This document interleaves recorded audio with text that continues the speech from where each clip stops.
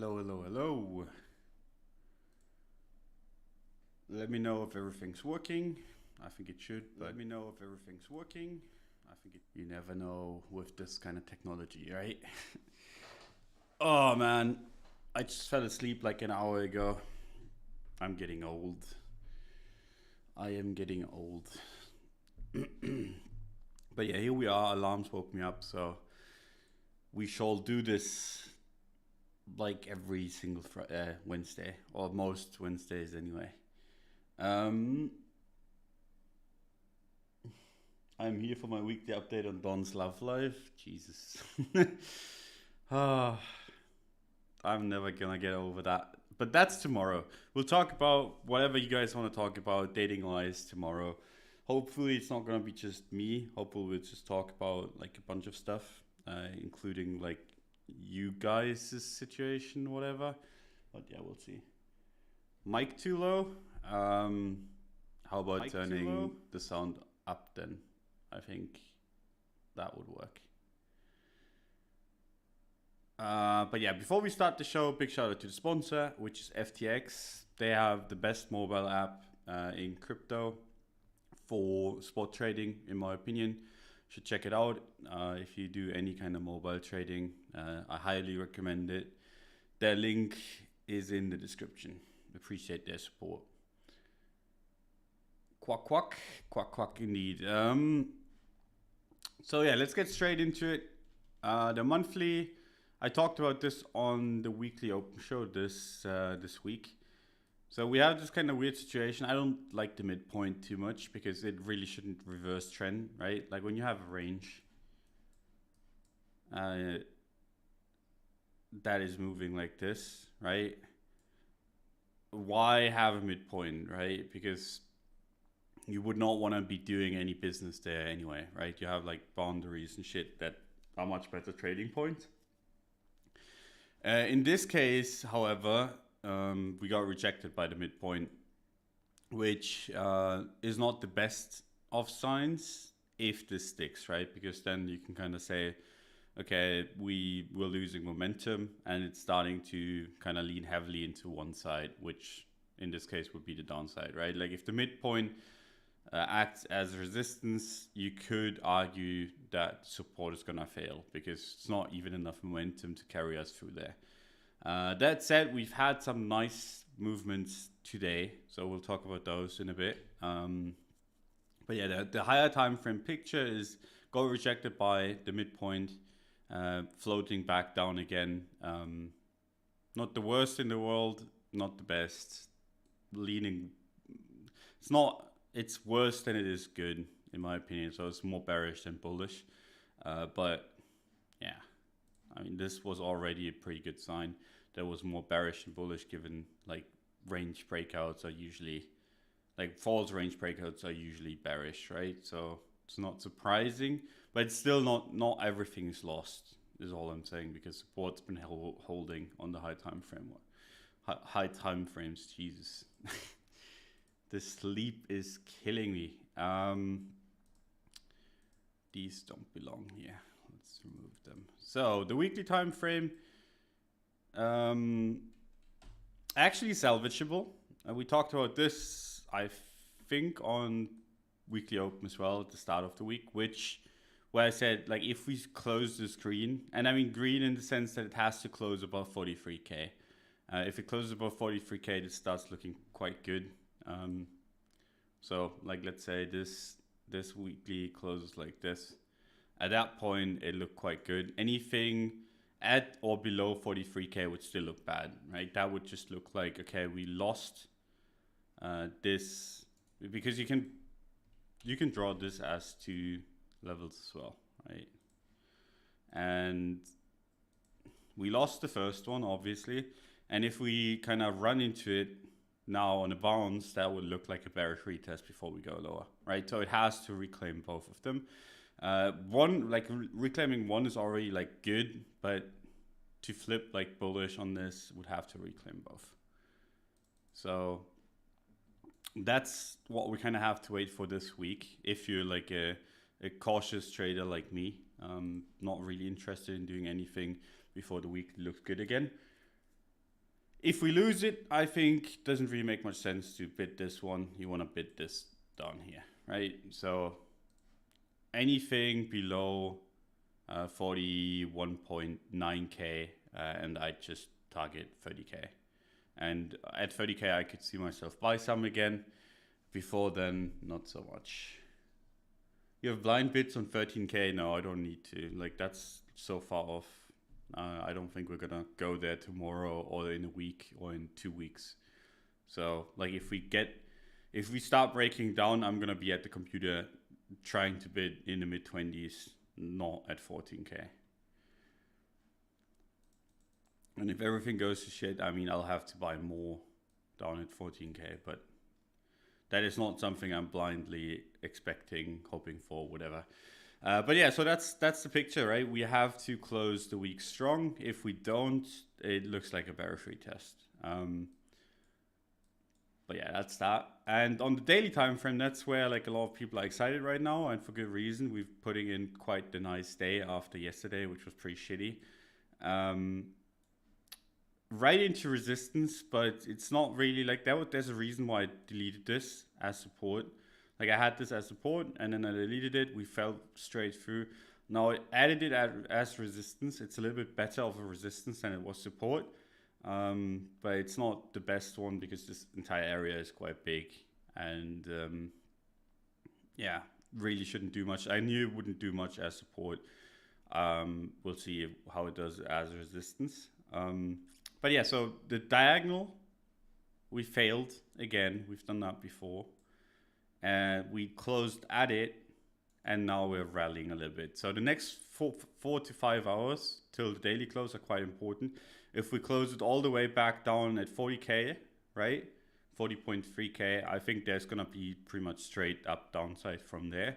You can expect it to go to like 37 or even lower. But if we start closing back above the line, and this is like a bunch of people told me like they want the line to be different, so like draw it like this or draw it like this, or like that doesn't really make much sense to me. Like you want to have it actionable, right? And you don't want to have like a line on the chart that you wouldn't trade. And I definitely wouldn't want to trade a line that has like one connection, and which is this one. Like you have one here, and then you like kind of think, okay, this could be the third one. It's not good enough for me for like a trend line, right? This one, very, very obvious that price has responded to it, including the false breaker to the downside before the big move, right? So we had a big move to the upside after we had this false breakdown. And that's what you want to be seeing, right? Big reactions to the level. And I mean, you did see that every single time. Like you had a big reaction here with this wick, then you had a big move to the upside, and then the bounce that resulted in the false breakdown into a massive move to the upside, right? That's the stuff that you want to see for like trend lines if you use them. I'm probably not gonna draw them on my charts anymore because people get fucking annoying when I do. Like people with like the net worth of, I don't know, I don't want to insult people for like being beginner traders, but like people that have been trading for like 6 months, telling me how to draw fucking lines on the chart, it's just very interesting. But yeah, so if we close above that trend line, right? And I mean, some of the people that legitimately like called me out for my trend line, I went to their profile and they were fucking retweeting giveaways. And I'm like, fucking hell. It's just like, this shit writes itself. But yeah, closing above this trend line, right, would be the first indication that we, like the first bullish indication that we've had for a long time, right? Because this was very weak on this 47k move already, right? We talked about this when we were up there. I was like, this is quite weak. It doesn't really make much sense to be too bearish, but this is like a shit breakout and there's a good chance it fails, right? The title was even, the title of the video at that time was like, what if the breakout fails, blah, blah, blah. So it was quite bearish even up here. It's still quite bearish down here, right? Don't get me wrong. We closed that resistance, we rallied into the next one. This is usually what you want to be selling, right? So if the next 5 hours don't develop bullish and we close back down, that's really bad. If we close up though, we have at least one thing on our side, which is you can kind of say the trend line got reclaimed, and same as back in the day. And now we only need to kind of conquer this relatively shitty resistance for this to flip at least neutral, right? At that point, I would say the daily chart is neutral again, which means if the weekly closes nicely, you actually have like a neutral daily chart, a nice weekly chart, a bullish one, and then you can make of the monthly whatever you want, because I mean we still have like half of the month left, so you could actually trade back in the bullish direction, which would be nice, right? So like that's at least something to look forward to, but it's kind of, you have to have these two conditions: one, close back above the trend line; two, close back above that level.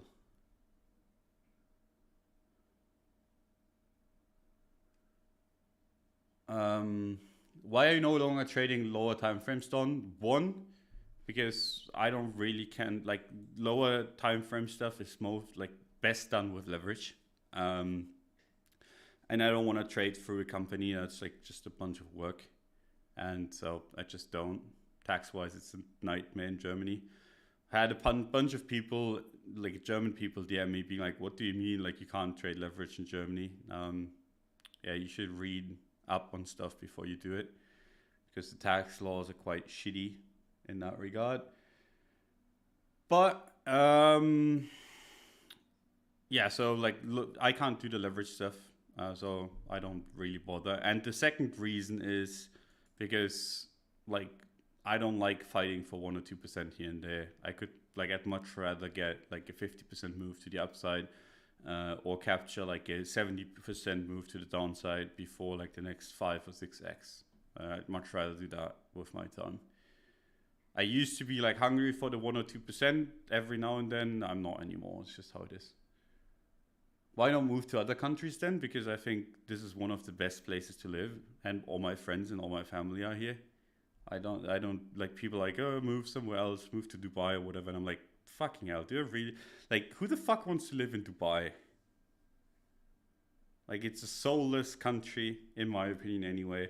And then people like legitimately every time they're like, oh, you should move, they name like a shitty country to move to, like the worst of the worst. Where I'm like, fucking hell, dude. My life is like, there's just a limited amount of time that you have in your life, and if you want to spend like 20 of that in a shitty country just to kind of like evade taxes or like trade the 1 minute time frame, be my guest, but that's not me.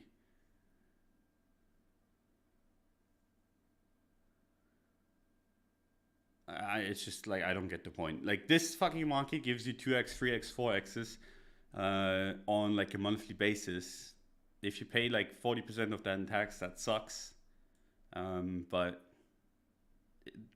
you don't really have to move to a shitty country to make the best of it. So yeah, there you go. That's my opinion. Like my friends are here. Like why the fuck would I want to be moving? It's basically when you live, like you build your life.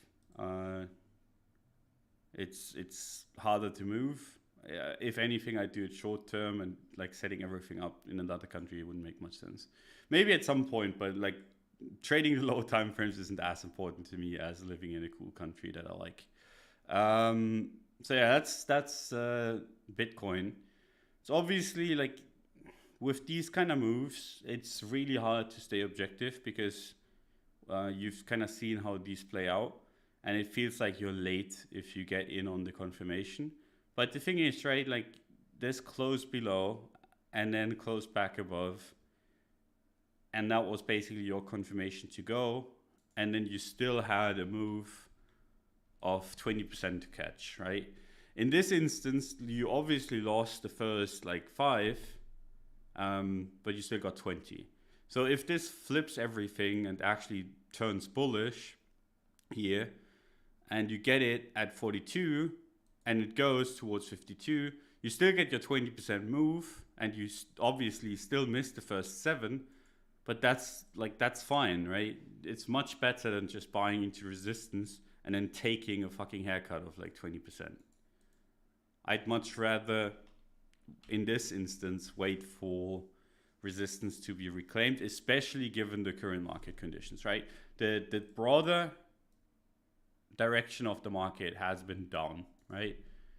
And we actually had a false breakout to the upside, which is on top of like this kind of trend being down, is bad sign, right? So you have a bunch of bearish arguments and you have like a little bit of momentum right now. So my advice, and I mean what I'm going to be doing, is just chill, see how it develops, and then go from there.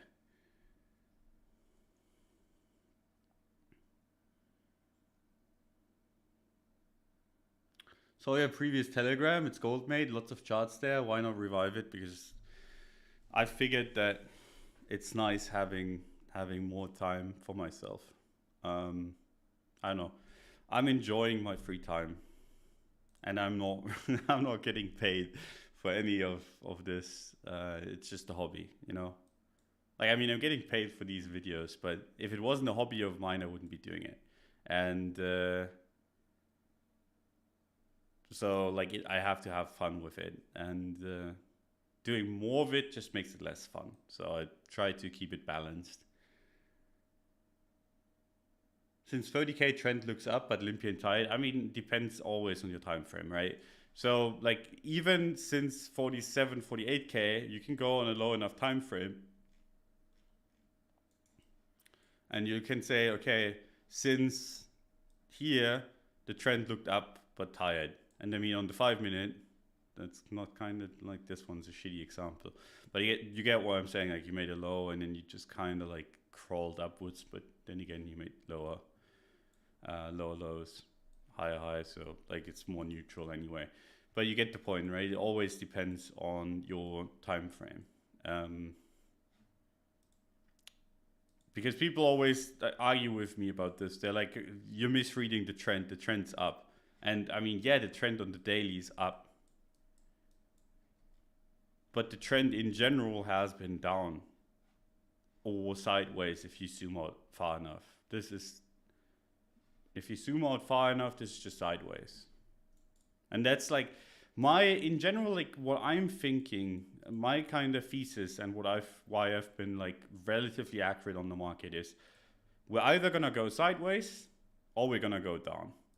Those are the two things that I see in this market for the next, I don't know, 6 months-ish at least. So if we go sideways, that could mean we go all the way back to 58K macro, but I'd still not expect new highs. If you go down, we obviously go down. And then I think at that point, it would play out the same way as 6K did, which means the big significant move down, like if we move down, has like 2 legs, where we do like something like this. Don't take the numbers too seriously. Could easily stop at 24, whatever. But where you have 2 legs, and then it starts crawling back up and then comes back in the range. And that would be the most bullish outcome. Just given past history, like just look through the charts and see how that has played out, right? The possibility of it going down and then just disappearing is just not one I'm gonna take seriously. Anyone that tells you that's gonna happen, is probably just fuming that they didn't bought Bitcoin at like 1K when they could have. And now they're just bear charting the entire way up, and every time it goes down, they're happy about it. But they never want to buy, right? The only reason why I'd be happy about a drop is because I can buy it. If someone's happy about a drop just for the drop's sake, then he's an idiot, he or she or whatever. So yeah, that's kind of my macro outlook on this thing. And the longer it ranges, and people are gonna, this is actually funny because I said this before, right? This exact thing I said before, back when we were trading in here. So we had this kind of thing where, let's actually look at it on the weekly, it's easier. So we had this thing where we were just trading in this giant range. And it was very accurate for most of it, right? And the reason why was because I was assuming, besides like the shakeout, I was like, this is like below the range. This looks good. I bought it. I sold like early. I think I sold into the 8K region. It went higher. But like the reason why I was accurate was because I was like, this is gonna range. This is most likely going to be ranging. That means you sell the highs, you buy the lows, and you go from there, right? And I said at that point back in the day, there's gonna come a day where people are going to say, you're fucking idiot because this is not a range, it just broke out. And that's true because at some point it's going to break out of the range, and that's gonna be the first day I'm going to be wrong, right? And then we broke out of 14K. I was wrong there. Like I was bearish going into like 13, 14K. And then I switched at 14K because we did a range breakout, right? And that's a bullish thing. And then we went up. And it's going to be the same thing here where I'm going to be saying buy the lows, sell the highs every single time here. And I'm going to be wrong at some point. Like it's either going to like break down on me or it's going to break out on me and I'm going to have to switch positions. And if it breaks out, let's say it does something like this, comes back up, goes towards 58, I'm going to sell resistance like I always do, and it comes back up and goes higher. At that point, I'm going to have to say, okay, I was wrong to sell resistance. I'm going to flip my position and buy back higher, and then it's probably going to go much higher at that point, right? So there you go. That's kind of like how I treat these things. Just treat it as a range. Because it's ranging, obviously. It's been for a long time.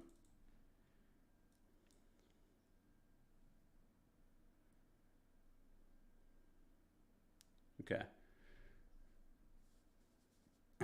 Doesn't get paid, just gets paid by FTX. Shields Loom looks. I'm on the board, by the way.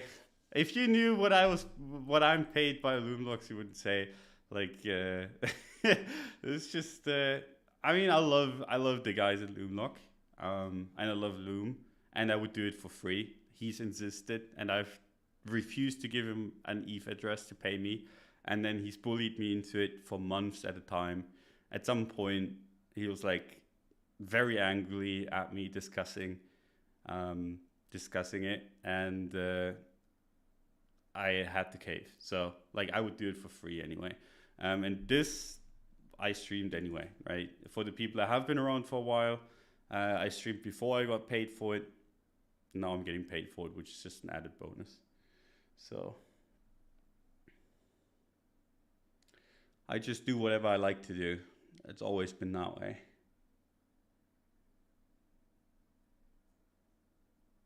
People on CT will remember only the times when you were wrong. I mean, some. It's not all of them, but some, yeah.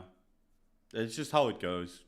It's much easier to remember like haha, this guy was like bearish, because those are like the inflection points, right? That's where like people are going to be bullish into resistance, and then gonna like more often than not they're gonna eat shit. But given everyone eats shit, it's fine. And then at some point they're gonna be right, and then there's only gonna be a handful of traders that are gonna be wrong because they're selling resistance, and those are like the outliers, so you can kind of remember them better. So there you go. But it's an interesting spot because yeah, this weekly is shaping up to be super interesting, right? We have 4 days left. If it comes out as like a red dildo to the downside, this support is really shitty at this point, right? Because you can kind of see how abused it got in here, and another test of that would just, in my opinion, very likely not hold. And then where do you go next? And the next support is down here. And that's the support that's been tested, depending on how you draw it, a bunch in here and in here already. So even if you expect a bounce, you'd have to expect it to be weak, right? So bulls kind of have to hold this here, which makes the bull argument a little bit better. Like these kind of levels to hold, those are always the ones that get defended vigorously, just based on the fact that, yeah, bulls know, right? They know how shitty it will look and how shitty the market can turn. Because this is a market of momentum, right? At the end of the day, people are like, Bitcoin is worth X amount. Bullshit, right? You have no fucking idea how much a Bitcoin should be worth. And it's the same with the altcoins, right? It's impossible to guess. It's just like a momentum and kind of narrative game. If you have positive momentum, Bitcoin is gonna go up more. Like the best narrative for Bitcoin to go up is that Bitcoin goes up, right? Like this shit goes up and people are like, holy shit, Bitcoin is going up. I'm gonna buy some. It's not, okay, Bitcoin is going to go up because of this and this news. This shit is going to the moon, whatever. It's not really the case, right? People are like, oh, Bitcoin's up, I'm gonna buy some, because last time I didn't buy it when it went up. I missed out on the 5x or 10x or whatever. So I'm gonna buy it this time around. And it's the same here, right? You get negative momentum, people are like, ah, shit, I fell for the Ponzi. You get positive momentum and people are like, ah, shit, I don't want to miss out again. So it's really hard to judge how much this should be worth. It's more of a question of, okay, on which side is the narrative and where's the momentum going more than anything. Good morning, Doug. I thought we have a dating trip stream today. No, that's tomorrow. We're gonna do the dating stream thingy on Twitch tomorrow. I'll announce it when it is, because it's gonna be middle of the day UTC time, like maybe 3 UTC or something, because I have like a sauna appointment afterwards and I have a swimming session before it. So it's gonna be at some point in the middle of the day. So there you go. That's kind of like my view on this thing. Right now, like I feel very conflicted because this bounce is really nice, but then again, I know that it's into resistance, so I have to be a little bit on the cautious side of things. But it's a nice bounce, and if it plays out the same way as this one did, that'd be a nice springboard to kind of go up off from, right? So like the bullish scenario is obviously reclaim here, close the weekly at 40. Above 43 somewhere, and then take a giant leap towards 52k. That's the bullish scenario. And at that point, I'm going to be buying like 43. I might actually buy into resistance and get my ass handed to me if this goes like this. I don't mind too much, right? Because at that point, you have like a nice risk reward setup. Even though I don't really care about the risk reward too much, but like if it reclaims this kind of setup, is a good one, especially considering that you can close early if it loses momentum, right? If it doesn't just shoot off, if it struggles with 44, I could see myself close it again. So at that point, that'd be a good bullish setup, right? Instead of taking it like this, targeting up here, straight into like momentum resistance and straight into like what is a trend line that is still acting as resistance even though we're trading above it. Because at this point, I think the chances of it playing out are much, much slimmer, right? If we actually start breaking resistances, a little bit of a different game. But I get why people have been trying to buy down here, targeting higher, because it's obviously more, like you catch more of the move. But people have been trying to catch more of the move in here, and also in here, right? And they've been getting wrecked every single time. And I have not been. So there's always ups and downsides. Obviously, you catching the bottom is much, much nicer than me having to buy into the move. But you catching the bottom is probably like happens, like you buy 5 times, get liquidated on the 4th test, and then have $100 left to your name. And then you buy it the 5th time and it's the bottom. Whereas I'd much rather prefer buying once into strength and then selling into resistance. So there you go. Because you have a date afterwards? No, I have a date on Saturday. I don't have a date on Thursday. I'm just meeting up with some buddies. We go to the sauna like regularly.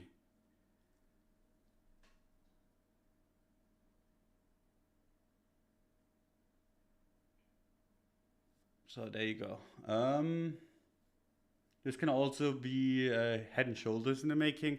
No, not really. Like you mean like an inverse head and shoulders, or what are you talking about? Because this is not a head and shoulders in not a good one anyway. Like if you're trying to make this argument, I think it's a shitty one.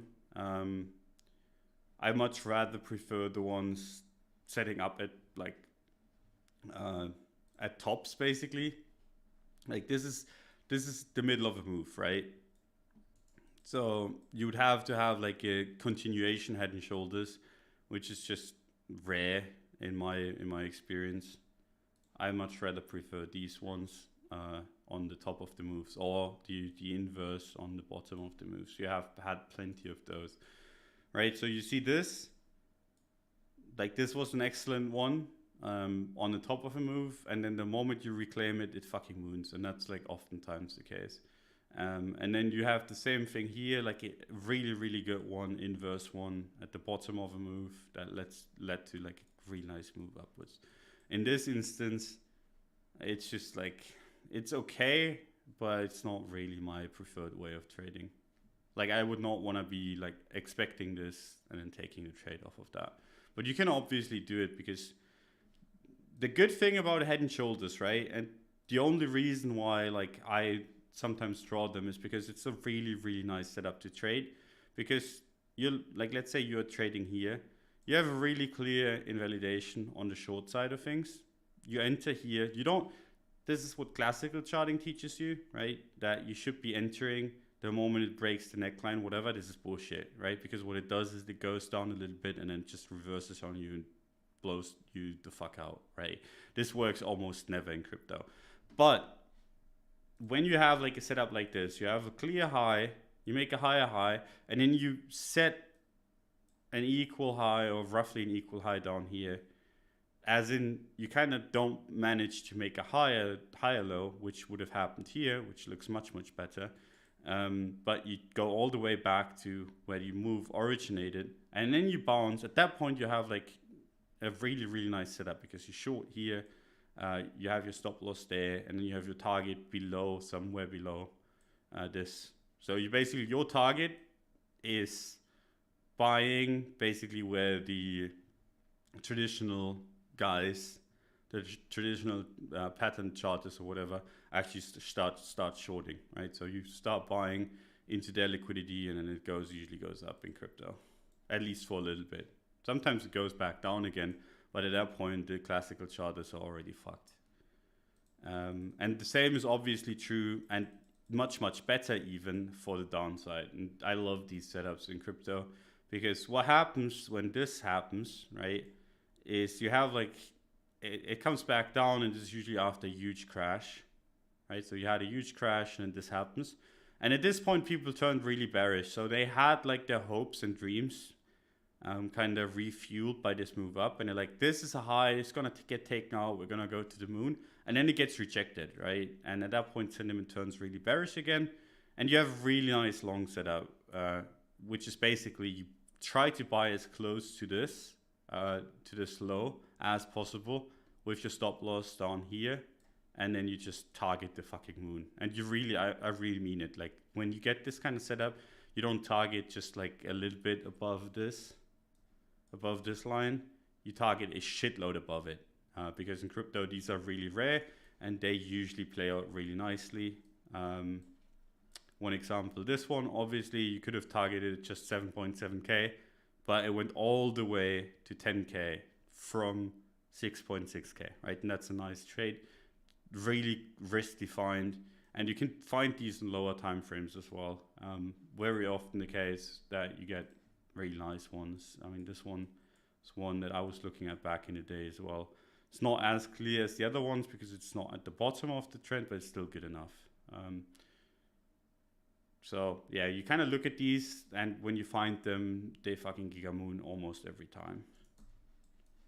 So if you get something like that at some point, remember me that I told you, fucking buy the shit out of it and make some money, because in crypto they tend to work really well. The tops less so than the bottoms. In general in crypto, the better setups to take are the bullish ones, obviously.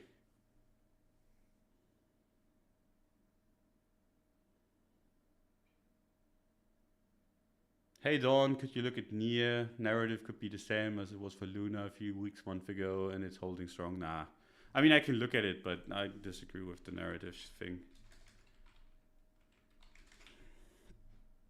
I think the stablecoin shit is way overdone and super risky, and starts getting like stupid. Like people just carbon copying like other projects. But yeah, chart wise still looks good. We we talked about this apparently. I haven't looked at it in a while. It held the previous high here, which is nice, and went all the way up. There's no real reason to be bearish, right? If you want to be bearish below here on the Bitcoin pair. Pretty obvious level to be bearish below, right? So if it comes back down here, probably gonna go back down here. Has tested that already, so it's probably gonna go lower, right? So, but unless any of this happens, right? So unless this step happens, it doesn't really make much sense to be bearish.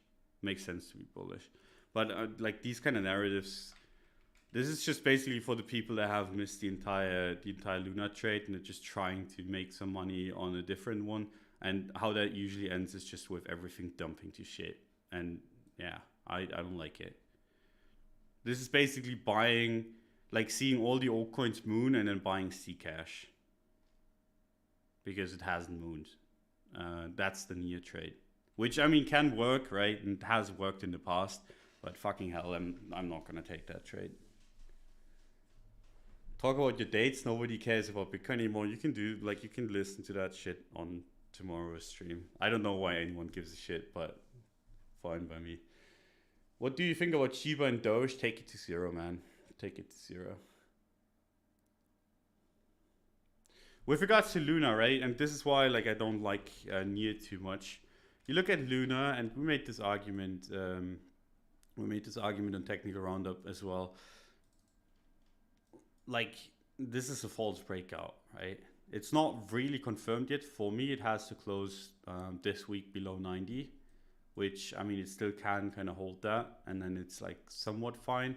But like, this is in a danger area, and if it closes below 90, I think there's a good chance that it ranges all the way back down to 50, and then you're stuck in a near trade, which is just gonna mirror Luna. So that's like a dangerous setup to play, in my opinion. I, in general, don't like the altcoins too much right now. I don't think the altcoin narrative is a good one in this kind of time.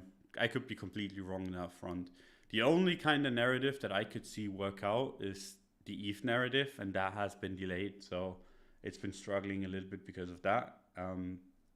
The altcoins really seem super, super risky here.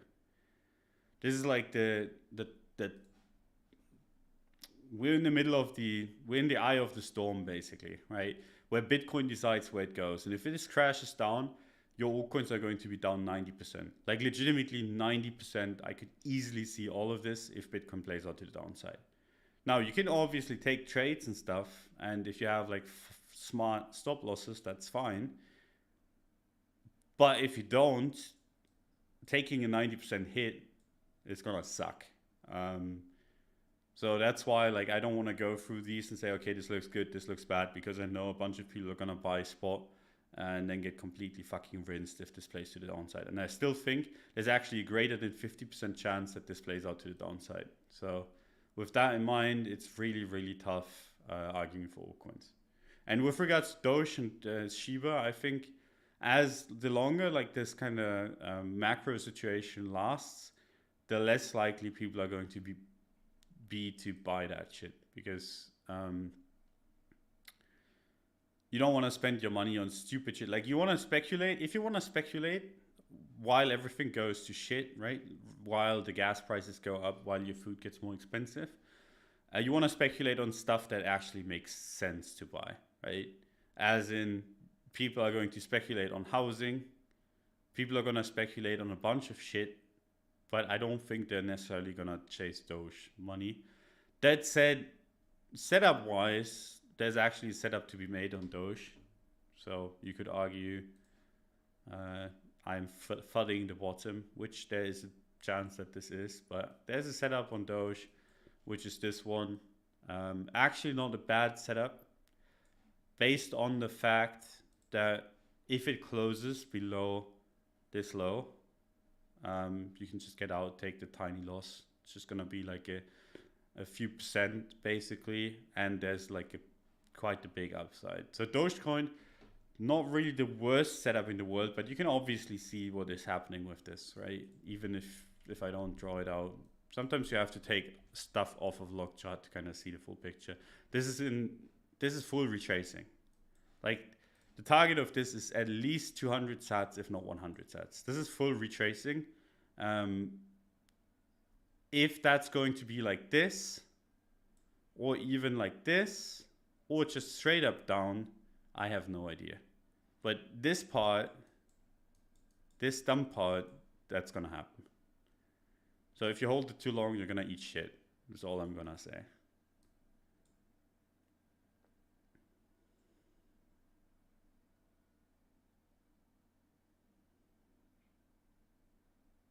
So I think in general the time to speculate on Doge and Shiba is over. You want to be looking for the next hype thing and then speculate on that.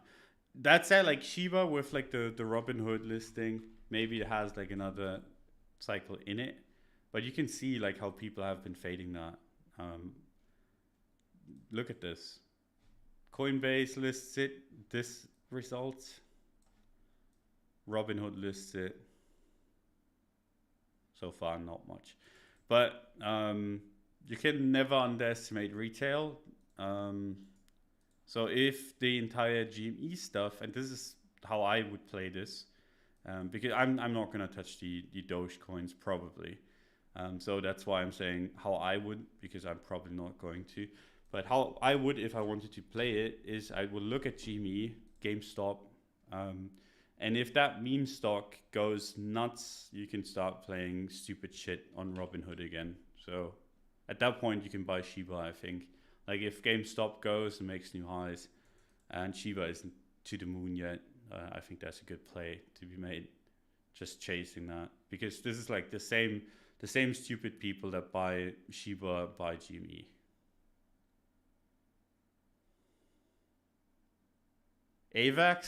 Avax is like, this is not really interesting. People are going to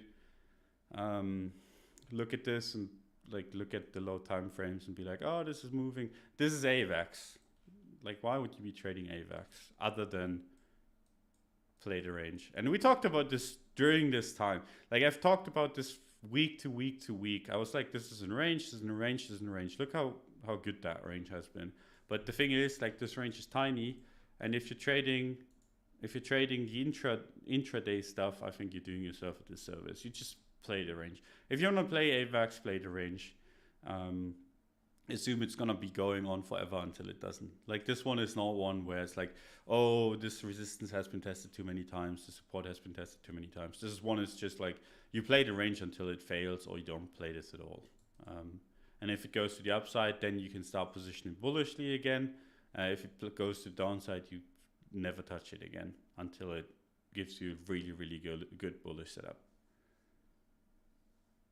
Avax looks like Sol at the top. It kind of does, yes. If you look at Solana, did the same thing, went in a really, really tight range here, and then dumped to shits, and has been going down since.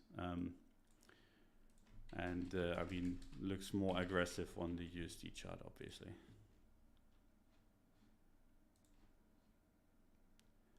So yeah, Solana didn't even keep this one. So yeah, I'm just not too excited about the altcoins. I could be missing out on the low that has been set before they go to new highs, but I don't really mind too much. If you want to trade Solana on the bullish side of things, just wait for it to go above 140, and then you can play it to at least 170, if not all the way to 260. Because at that point, you finally have, because what this is making, right? Like look at the previous lows. This is strong uptrend. It pulls back. This is the only thing that could have like faked you out, because this made a low and then a lower low, but then it completely exploded, right? And at this point, you can get back into it, right? But like this is the only time where it actually broke the trend and then reversed. In this case, it set the low, it held the low, it mooned. And here, what it did was it set a low, above previous consolidation. This is not something that happened before, right? We didn't have like consolidation here that broke to the downside or anything. This is just legitimately just like a low that gets broken. It's not that bad, right? In this case, there's a consolidation that gets broken and a low that gets broken. And then you have a downtrend, right? And this is a bearish retest here. So if you're like looking at this from like an outside perspective, not one that wants to buy or like whatever, this is a clear bearish retest in a bearish trend.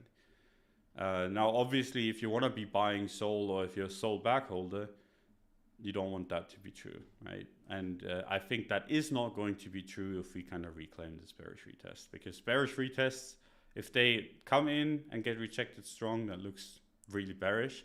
But if they come back and start closing above the resistance, that's very rarely the case. Like there's no real reason to come back to 135, in my opinion, other than it just being bullish. So, and it's the same, like this is legitimately like Avax BTC and SOL BTC look the same, just in different parts of their cycle. So yeah, this looks pretty bad. And I mean, it's down 60 to like 70%. And you're like, holy shit, that's down a lot. But this is still up from May.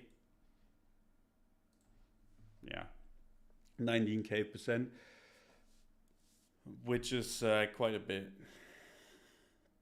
That doesn't have to say much, but it's still obviously a concern. Because this could go all the way back down to 3. And at that point, I'd buy the shit out of it, which sounds ridiculous now and is probably ridiculous. But yeah, if it goes back to 3, 4, 5, that's where I get really, really bullish. If it goes back to support down here and starts looking bullish, maybe that's where I get bullish. But with altcoins, a shitload has to happen for me to actually get bullish on them. But yeah, if it goes like all the way down here somewhere, I'd be mega bullish on it. Otherwise, it has to show strength. And I mean, in this case, would just be closing above 135. What would be your entry point in ETH for a nice spot position, considering we go lower than this? If we do like we break down to 30K level, 30K, look at this, right? So you kind of map out, and this is how you can kind of roughly estimate where it would be. Look, so you down to 30K, it would be a 20% move to the downside from here. Down to 14K, which is the apocalypse kind of scenario, which we don't think is going to happen, but if it does happen, you want to be ready, is 65%, right? So if you go to ETHUSD and you look, okay, how much down would 20% be? That's like roughly 2.3K. But in that instance, if we broke down, ETH BTC probably goes down a little bit with it. So good chance that we go to this support, which is like at 2K, 2.1K, somewhere there, if we go towards 30K on Bitcoin. If we go towards 14K on Bitcoin, which like I said, is very unlikely, but if it does happen, you remember that was like a 65% move from here to there, right? 65. You go to ETH, USD, that's probably going to do the exact same thing, 65%. Plus a little bit, so that'd be like roughly below 1K. So somewhere like between 800 and 1K, which would roughly put it down towards the support level. So like if you think, okay, Bitcoin's going to 14K for some reason, I think you bid like around 700 for ETH, 700 to 800. If you think Bitcoin is going to 30K, you can bid 2K to like 2.1, 2.2K. And if you think Bitcoin is bottoming here, 3K is a really nice level to buy still. Like 3K, if you're like bullish, is a really nice level because the round numbers have been working really well for ETH. Just makes sense, right? You just kind of map that out, and you know that if Bitcoin dumps a shitload, ETH BTC is going to dump as well. So you can kind of factor in a little bit more to the downside than on Bitcoin. And you can do that with your altcoins as well. Just know that the altcoins, other than ETH, are probably going to move down. Like there's a chance that altcoins against Bitcoin, if Bitcoin goes to 14K, altcoin against Bitcoin is going to go down 80%, and then you add on top what Bitcoin did. So that'd be a 90% move to the downside.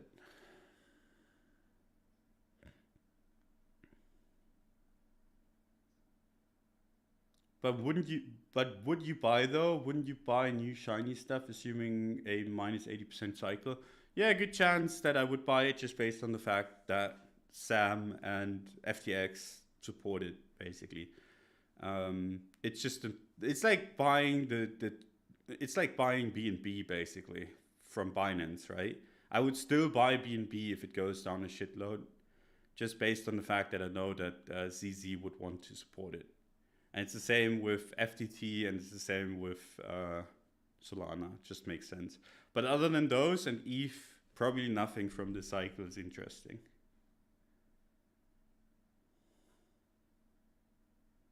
So you kind of look at who's behind the project, because you know, like most of these, the devs are just gonna abandon the project, right? Look at all of these, and you know, like devs and the people behind it, they're just gonna dump the tokens, and once they have none left, they're like, oh shit, we ran out of money, and then the community can run the project now for like whatever, and then you're stuck with the bag. With projects that are like a little bit more serious, that are supported by like key individuals in the space, that's a little bit different.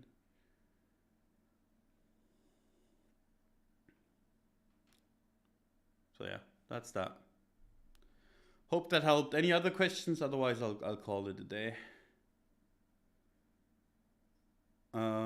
If someone wants to sell ETH now, what's the scenario? I mean, if you like, I still think like if you want to sell ETH on low time frames, this is your play, basically like shorting resistance here. But like that's the thing, like being bearish Bitcoin is so easy, right? You just see, okay, it ran into resistance, you're bearish here. You look at ETH and this is like all over the place, right? And ETH has been more bullish than Bitcoin, and ETH is still above weekly support, right? So it doesn't really make much sense to be too bearish, in my opinion.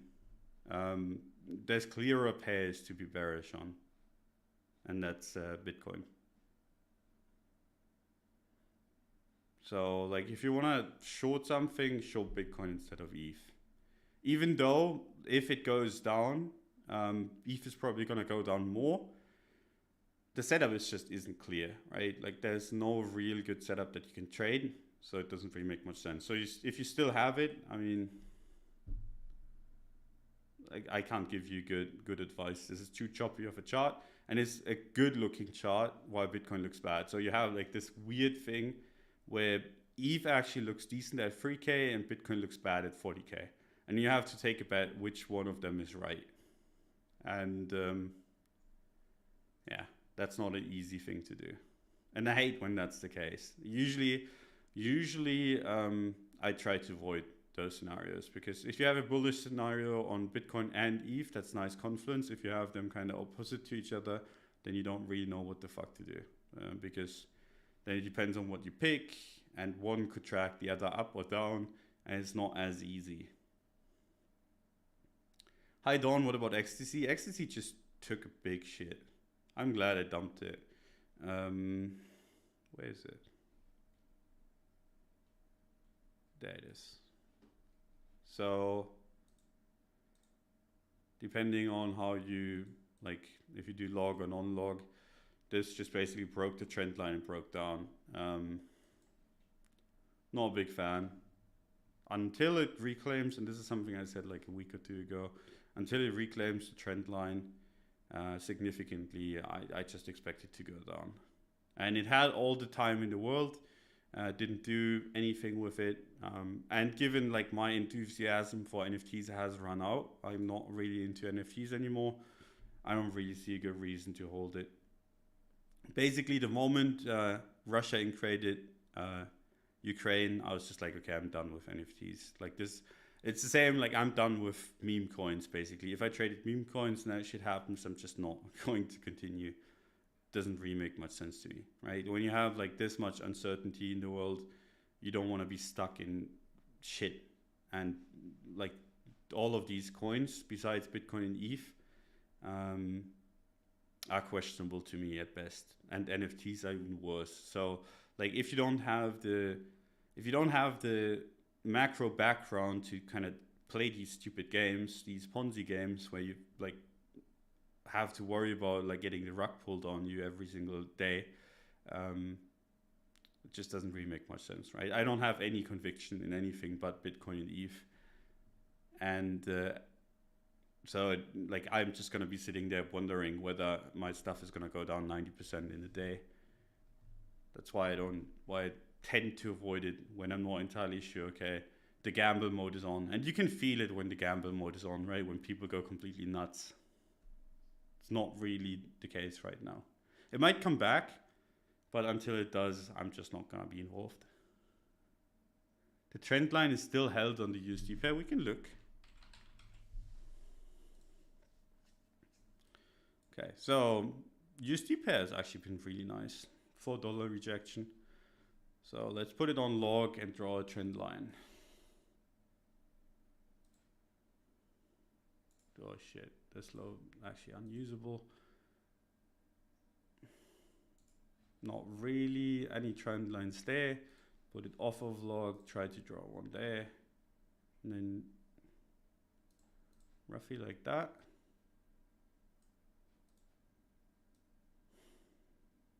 I draw it like this. And I know that's a shitty one, but yeah, depending on how you draw it, it's still there. But even if you draw it like this, right? Like let's say you draw it like this. This is a trend line that's been tested a bunch of times in the last few weeks. It's fine when it gets tested once and it moves up, and then tested again and then moves up, and it gets tested again and it moves up. But it's not fine if it gets tested again and again and again and again. At that point, you're just like hoping it doesn't break. Not my kind of trade. If you want to make an argument, you could make the argument, okay, like it got rejected here at 4. I want to be buying it down to 2.5. Like that's the range. But even at that point, if you have a bunch of tests here, you front run it a couple times here. It's a decent level, but yeah. And it's just like not a chart that I'm willing to trade if it doesn't have the backdrop of, okay, NFTs are giga mooning. If you see like a bunch of NFT stuff again in the popular kind of media and everywhere, maybe. But other than the NFT angle, I don't really see one for Tezos. Not my thing. DCA, Bitcoin, and ETH instead, but I remember you weren't a big fan of it. If you're bullish as an investment, right? If you're bullish on Bitcoin, if you're bullish on ETH, just buy the fucking thing. Like, in almost all cases, and there's studies to this, you're gonna be having a worse average if you try to DCA in, rather than just buying once at a time, right? So you have like a bunch of money, like let's say you have 10K and you want to put it into Bitcoin. Are you better off putting it into Bitcoin over the next 24 months? Or are you going to be better off just buying here and not looking at it again? There's a high likelihood that you're going to be better off just buying here, right? Now, obviously, if the price goes down and trends down, you're going to be happy that you DCA'd, but this is an asset that has been going up for the most part, right? So like if you want to invest in it and not really like if you don't give a shit about timing the market, and that's basically DCA, and you can just buy the shit out of it. And if it goes down, oh well, it's probably gonna go back up again because there's a reason why you want to invest in it, right? I always prefer like if you're an investor, you just buy the thing. You don't have to play any stupid games like DCA unless it's obvious. Like when you're talking about, okay, I'm buying a bunch with my paycheck every month, then that's not really like the same, right? Because that's just you buying as much as you can every single month. But if you have like a bunch of money on the sidelines and you're like, okay, what do I do with this? And then you just split up and put it like into it like every other month or something.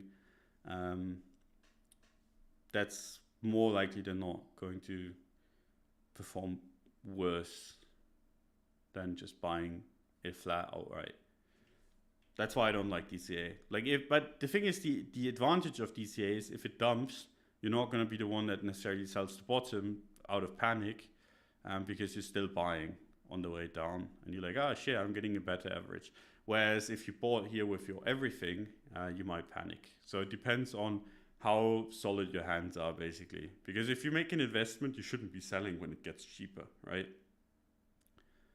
Like I'm investing into Bitcoin at 3, 4, 5, 6, 7K. And I'm like, okay, if this gets cheaper, I don't want to be selling. I want to be buying more of it because I think this is probably going to go up and people are just doing a dumb thing by selling. There's no real reason why this is going down. No fundamental reason. But what a bunch of people do is when they invest, they buy, and if it goes down, they try to be the trader and start selling. And that's stupid, obviously. You kind of have to figure out what kind of person you are. If you're a trader, you trade. If you're an investor, you invest. And all the stupid games can be left to others. Can you turn up your mic volume? I mean, it should be more than loud enough. I tested myself. You can just turn on, like, up your computer.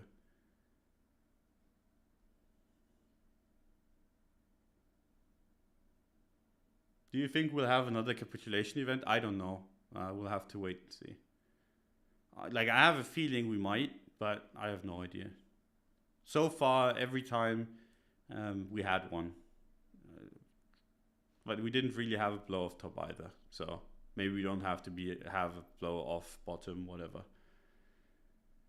So yeah, I hope that helped. It was all over the place. Like I said, I woke up just like 10-15 minutes before the show. So sorry for that. Like I said, the dating stream thing is going to be tomorrow. I'll tweet about it. Sorry for everyone in advance that has to watch that shit. I don't know why you guys want it, but I mean, you asked for it, so I'll deliver. Big shout out to the sponsor of the show, which is FTX. I'll have to ask them, like, if the dating shit does well, I'm gonna have to ask them if they wanna sponsor that as well. Maybe Sam comes on the dating show. Who knows? But it's gonna be a clusterfuck. I'm looking forward to it.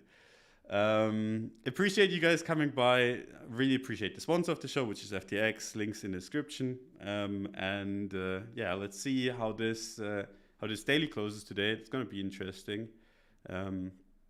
Anything above below 40.2k, obviously very, very bad news. I think the momentum would carry us lower at that point. Anything below 40.9k, that'd be bad because that's just mixed signals at that point. You don't know what the fuck to do. Anything above 42.5k, and that'd be good news. So there you go. That's like a quick rundown of Bitcoin. Appreciate your support. Appreciate you guys coming by.